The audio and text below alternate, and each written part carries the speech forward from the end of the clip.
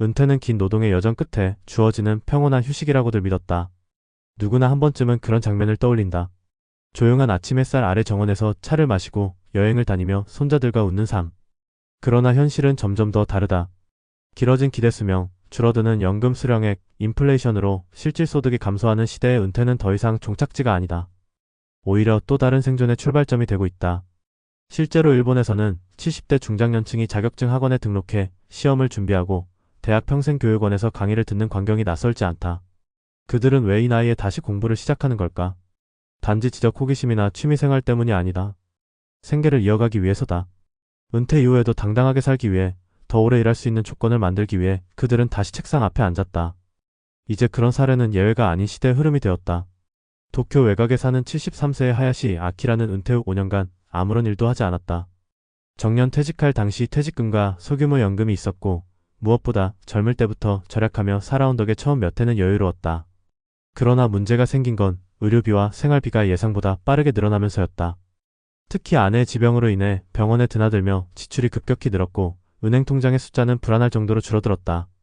하야시는 더 이상 손 놓고 있을 수 없었다. 하지만 나이 70이 넘은 사람에게 일자리는 많지 않았다. 몇 번이나 면접을 보러 갔지만 나이 때문에 거절당하곤 했다. 결국 그는 고민 끝에 경비 자격증을 따기로 마음먹었다. 이 분야는 일정한 교육과 자격을 갖추면 고령자라도 채용 기회가 있었기 때문이다. 처음에는 한자도 가물가물해 교재를 읽는데 애를 먹었지만 매일 새벽 4시에 일어나 반복 학습한 결과 2개월 만에 합격에 성공했다. 이후 그는 소형 오피스 빌딩의 야간 경비직으로 재취업에 성공했고 생활에 필요한 최소한의 수입을 다시 확보할 수 있었다. 그는 말한다. 자격증 하나가 다시 세상에 나설 문을 열어줬다고. 두 번째 사례는 요코하마에 사는 68세 여성 미야모토 유쿠다. 그녀는 35년간 파출부와 청소 일을 해왔다. 육체노동으로 지탱한 세월이었기에 은퇴가 다가오자 심신이 지쳐 있었다. 더 이상 손에 물 묻히는 일은 하고 싶지 않았다. 그러나 현실은 차가웠다. 자녀들은 독립했지만 여전히 집세와 생활비는 감당해야 했고 예상했던 연금은 기대보다 적었다. 고민 끝에 그녀가 선택한 것은 재택근무용 회계 자격증 공부였다. 온라인 강의를 듣고 타자 속도부터 익히며 하루에 6시간씩 공부를 반복했다. 몇 번의 낙방도 있었지만 그녀는 포기하지 않았다. 3년 만에 자격증을 취득하고 현재는 소규모 자영업자의 회계 정산 업무를 도와주는 프리랜서로 활동 중이다. 직접 고객을 만나거나 몸을 쓰는 일은 거의 없고 노트북 하나로 일할 수 있어 그녀에게는 가장 이상적인 형태의 노후 일자리다. 유코는 젊었을 때는 기회가 없었지만 지금은 지식으로 돈을 버는 법을 배웠다며 지금이 더 자존감 있는 삶이라고 말한다. 세 번째 사례는 오사카 출신의 나카무라 히로시 70세 전직 교사다. 그는 정년퇴직 후에도 대학 강단에서 시간 강사로 일할 수 있을 거라 기대했지만 전공이었던 역사 교육은 이미 경쟁이 치열해진 분야였고 수요도 줄어들고 있었다. 계속 강단에 서기 위해 그는 새로운 전문성을 가져야 했다. 그는 생애 처음으로 IT 분야에 도전했다. 그가 선택한 건 고령층 대상의 스마트폰 활용 교육 전문가 자격증이었다. 중장년과 노인을 대상으로 스마트폰 설정, 인터넷 검색, 메신저 사용법을 교육하는 강사 역할은 생각보다 수요가 높았다. 그는 약 1년간 지역 커뮤니티 센터에서 무료 봉사를 병행하며 실습을 쌓았고 이후에는 정식 자격을 취득해 고령층 디지털 교육 프로젝트의 강사로 정식 채용되었다. 지금 그는 예전보다 더 바쁘지만 사람들과 교류하며 여전히 사회와 연결되어 있다는 점에서 삶의 만족도가 높다고 말한다. 무엇보다 예전처럼 직장이라는 거대한 틀 안에 얽매이지 않고 자기가 만든 작은 전문성을 바탕으로 스스로 일을 선택할 수 있다는 점이 그에겐 새로운 자유였다. 이 세 사례는 모두 자격증이라는 키워드로 연결되어 있다. 그리고 그것은 단순한 종이 한 장이 아니라 노후의 경제적 자립, 정신적 활력, 사회적 관계 유지를 가능케 하는 하나의 도구로 작동하고 있다. 과거에는 자격증이 젊은이들의 취업수단이었다면 이제는 고령층의 생존 전략으로 자리 잡고 있다. 물론 공부는 쉽지 않다. 체력도 예전 같지 않고 기억력은 한없이 부족한 것처럼 느껴질 때도 많다. 그러나 이들은 말한다. 뭔가를 준비하고 있다는 그 자체가 삶의 의미를 불어넣는다고. 단지 돈을 벌기 위한 수단을 넘어서 자신이 여전히 사회의 일원임을 확인하고 싶은 마음이 크다고. 은퇴를 앞두고 있는 혹은 이미 은퇴한 많은 사람들이 여전히 고민하고 있다. 더 이상 일하지 않아도 되는 삶을 꿈꿨지만 현실은 여전히 무언가를 준비해야 하는 삶임을 인정할 수밖에 없다. 그 변화의 갈림길에서 중요한 건 선택이다. 어떤 이는 체념하고 어떤 이는 다시 펜을 든다. 그리고 그 작은 결심이 몇 년 뒤 인생의 방향을 완전히 바꿔놓을 수 있다. 지금 이 순간에도 일본의 어느 자격증 학원 강의실에서는 팩발의 수강생이 강사의 설명에 고개를 끄덕이고 있다. 쉴 줄 알았지만 다시 준비하는 인생이 시작되고 있는 것이다. 이제는 은퇴가 끝이 아니라는 사실을 많은 이들이 몸으로 느끼고 있습니다. 특히 일본의 중장년층을 보면 확실히 실감이 나죠. 예전처럼 은퇴 후엔 집에서 쉬고 여행 다니고 손주들 돌보는 삶이 아니라 다시 준비하는 삶으로 접어든 겁니다. 여기서 중요한 건 단순히 뭔가를 하는 게 아니라 내가 어떤 방식으로든 다시 사회와 연결되어야 한다는 자각이에요. 그 연결고리 중 하나가 바로 자격증입니다. 자격증은 요즘 중장년층 사이에서 단순한 종이 한 장을 넘어서는 의미를 가집니다.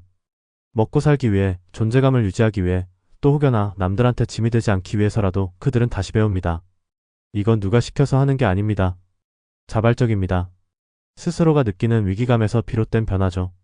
실제로 상담을 하다 보면 나이 들어서 뭔가를 새로 배우는 건 너무 어렵지 않느냐는 질문을 많이 받습니다. 솔직히 쉽지 않습니다.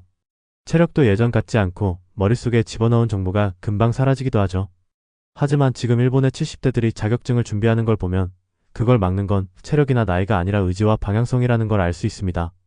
무엇을 위해 공부하는지 분명하면 그 나이에도 기적 같은 집중력이 발휘됩니다. 그건 누구한테 강요받은 게 아니라 스스로에게 주는 두 번째 기회이기 때문입니다. 재밌는 건 예전에는 자격증이라는 게 취업을 위한 젊은이들의 전유물처럼 여겨졌다는 거죠. 그런데 이제는 중장년이 자격증 시장의 주요 수요자가 됐습니다.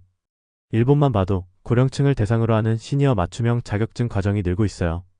가령 앞에서 소개한 스마트폰 활용 교육 전문가 같은 경우도 전에는 존재하지 않던 분야였지만 지금은 중장년 사이에서 굉장히 인기 있는 과정입니다. 이유는 간단합니다. 세상이 바뀌었고 그 바뀐 세상에 적응하기 위해 필요한 도구가 자격증이라는 형식으로 제공되고 있는 겁니다. 자격증은 단순히 일자리를 구하기 위한 수단만은 아닙니다. 사실 돈은 벌지 않아도 되지만 여전히 사회와 관계를 맺고 싶어하는 사람들도 많습니다.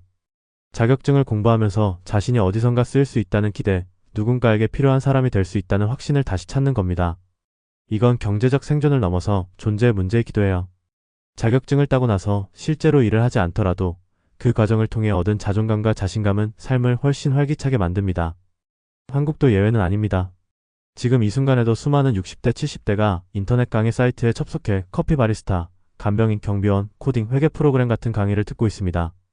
혼자 독학하기 어려운 분들은 지역 주민센터나 노인복지관에서 운영하는 프로그램에 참여해 실습 중심으로 배우기도 합니다. 중요한 건 이들이 단순히 노취미로 접근하는 게 아니라 실제로 생계를 유지하거나 최소한 자신에게 새로운 역할을 부여하려는 의도가 뚜렷하다는 점입니다. 여기서 우리는 하나의 진실과 마주하게 됩니다. 은퇴 이후에도 삶은 계속된다는 것. 그리고 그 삶은 준비하지 않으면 점점 좁아지고 점점 고립되고 점점 외로워집니다. 자격증은 그 흐름에 저항하는 하나의 도구이자 통로가 되어주는 겁니다. 어떤 사람은 그것으로 수입을 얻고 또 다른 사람은 사람들과 다시 어울릴 기회를 얻습니다. 결국 핵심은 사회적 관계의 회복이에요. 일을 할 수 있느냐 없느냐보다 내가 여전히 누구에게 필요하고 쓸 수 있다는 확신이 있어야 삶이 무너지지 않는다는 겁니다. 물론 자격증만이 해답은 아닙니다. 그러나 자격증은 분명히 하나의 실용적이고도 현실적인 접근 방식입니다. 특히 일본처럼 초고령 사회를 먼저 맞이한 나라에서는 이 자격증이라는 키워드를 중심으로 새로운 시니어 생태계가 형성되고 있습니다.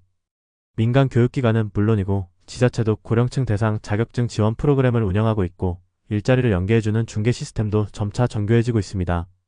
한국도 이 흐름을 뒤따라야 합니다. 고령 인구가 늘고 있는 지금 더 늦기 전에 이런 구조를 제도화해야 합니다. 마지막으로 이런 질문을 던지고 싶습니다. 만약 당신이 지금 60대 혹은 70대라고 해도 그게 정말 너무 늦은 나이일까요? 어떤 시작은 빠를 수는 없지만 늦어도 괜찮은 시작도 분명 존재합니다. 누군가에게는 자격증이 그 시작일 수 있습니다. 노후를 단지 버티는 시간이 아니라 다시 의미를 만드는 시간으로 바꾸는 출발점 말입니다. 그리고 그 시작은 단지 지식을 쌓는 게 아니라 내가 아직 쓸모있는 사람이라는 감각을 되찾는 일입니다. 지금 누군가는 그 감각을 되찾기 위해 조용히 책장을 넘기고 있고 시험지를 펴고 있습니다. 쉴 줄 알았지만 다시 시작하는 삶, 그 용기 있는 선택이야말로 앞으로의 시대에 가장 필요한 태도 아닐까요?